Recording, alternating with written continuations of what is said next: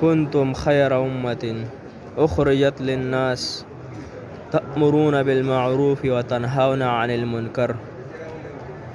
اللہ تعالیٰ قرآن کې فرمایي تاسو بهترین امت یې، تاسو د خلکو د نفع دپاره ایستلي شوي یې، تاسو به ښو ته رابلل کوئ او د بدو نه به منې کول کوئ.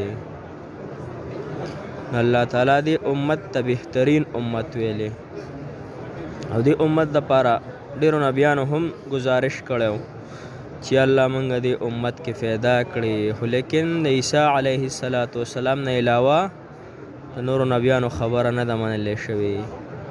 موږ بهترین امت یو، هغه چې کم ښو ته رابلل کوي، د بدو نه منې کول کوي، په هر لهجه کې چې وي او په هر ځای کې چې وي او په هره جامه کې چې وي، خو چې ښو ته رابلل کوي، بدو نه منې کول کوي.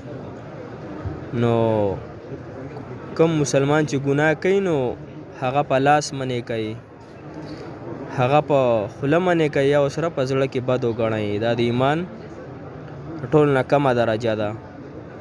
الله تعالی د عمل کولو توفیق را نصیب کړي.